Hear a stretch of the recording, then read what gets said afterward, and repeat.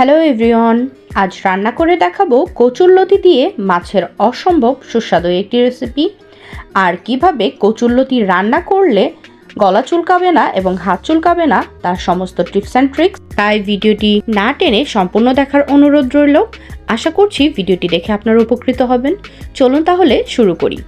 প্রথমে একটি পাত্রে আমি পর্যাপ্ত পরিমাণ পানি ফুটিয়ে নিয়েছি এবং ফুটন্ত গরম পানিতে আমি লতিগুলোকে এইভাবে ছিলে পরিষ্কার করে সেটা দিয়ে দিয়েছি। এখানে লতিটাকে ভাপিয়ে নেওয়ার সময় আমি হাফ টিস্পুন হলুদের গুঁড়া ব্যবহার করেছি।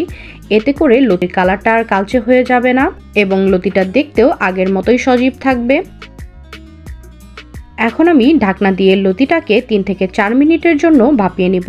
খুব বেশি সময় ধরে ভাপাতে যাবেন না, এতে করে কিন্তু লতিটা বেশি নরম হয়ে যেতে পারে। দেখতেই পাচ্ছেন লতিতে বলক চলে এসেছে। আমি আর খুব বেশি সময় লতিটাকে জাল করব না। এই পর্যায়ে আমি লতিটাকে নামিয়ে ঠান্ডা করে নিব। এখন চলে যাচ্ছি রান্নার মূল প্রসেসে। প্রথমেই আমি একটি কড়াইয়ে পর্যাপ্ত পরিমাণ সরিষার তেল ব্যবহার করেছি।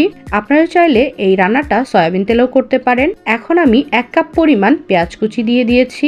লতি রান্না করার সময় আমি যেহেতু এক্সট্রা কোনো পানি ব্যবহার করব না, তাই তেলের পরিমাণটা একটু বাড়িয়ে দিয়েছি। আর দিয়ে দিয়েছি হাফ কাপ পরিমাণ মরিচ। আমি এখানে কাঁচা পাকা 2টো মরিচই ব্যবহার করেছি, তবে কেউ চাইলে এখানে সম্পূর্ণ রান্নাটা গুঁড়া মরিচ দিয়েও করতে পারে। এখন আমি পেঁয়াজ আর মরিচটাকে হালকা ভেজে নিয়ে এখানে ব্যবহার করব গুঁড়ো মশলা। প্রথমেই দিয়ে দিচ্ছি হাফ টিস্পুন পরিমাণ হলুদের গুঁড়া, আরও দিয়ে দিচ্ছি 1 টিস্পুন পরিমাণ ধনিয়ার গুঁড়া, দিয়ে দিচ্ছি স্বাদমতো লবণ। আমি এখানে 2 টিস্পুন লবণ ব্যবহার করেছি। আরও দিয়ে দিচ্ছি 1 টিস্পুন পরিমাণ রসুন বাটা এবং হাফ টিস্পুন পরিমাণ জিরা বাটা। এখন সব কিছু খুব ভালোভাবে মিক্স করে নিচ্ছি। প্রপারলি মিক্স করা হয়ে গেলে এখানে দিয়ে দিচ্ছি 1 টেবিল চামচ পরিমাণ লাল মরিচের গুঁড়া।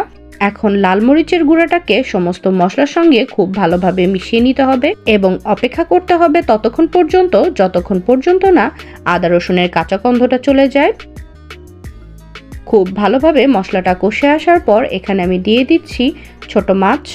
আমি এখানে খোসল্লা মাছ ব্যবহার করেছি, তবে আপনারা চাইলে অন্য যে কোনো মাছ ব্যবহার করতে পারেন। আমাদের এইখানে এই মাছটাকে খোসল্লা মাছ বলা হয়, তবে কার কার অঞ্চলে এই মাছটাকে কোন কোন নামে ডাকেন অবশ্যই কমেন্ট সেকশনে জানাবেন। মাছটাকে খুব ভালোভাবে কষিয়ে নেওয়ার জন্য আমি কিছুটা পানি দিয়ে অপেক্ষা করব মাছটা প্রপারলি সিদ্ধ হয়ে আসা পর্যন্ত। আর হ্যাঁ, পরবর্তীতে আপনারা এই চ্যানেলে কোন রেসিপিটি দেখতে চান তা অবশ্যই কমেন্ট বক্সে জানাবেন, আমি সেই রেসিপিটি শেয়ার করার চেষ্টা করব। এই পর্যায়ে ঢাকনা দিয়ে মাছটাকে আমি 4 থেকে 5 মিনিটের মতো কুক করে নিয়েছি। 4-5 মিনিট পর আপনারা দেখতেই পাচ্ছেন এক্সট্রা যে পানিটা ছিল সেটা কিন্তু শুকিয়ে এসেছে। এখন আমি দিয়ে দিচ্ছি লতি। এই পর্যায়ে লতিটাকে মাছ এবং মশলার সঙ্গে খুব ভালোভাবে আলতো হাতে মিশিয়ে নিচ্ছি।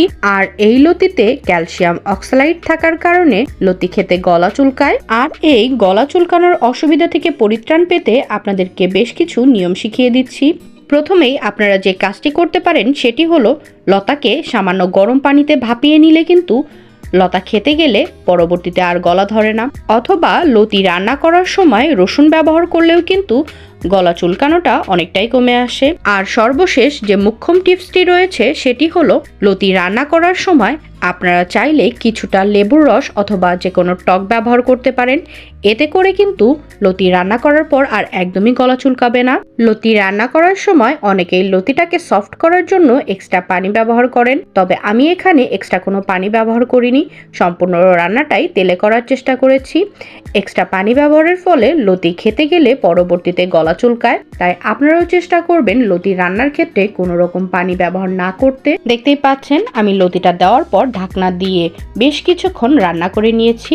আর লতিটা যেহেতু একটু ভাপানোই ছিল, তাই লতিটা রান্না হতেও খুব বেশি বেগ পেতে হয়নি। আশা করছি রেসিপিটি আপনাদের ভালো লেগেছে।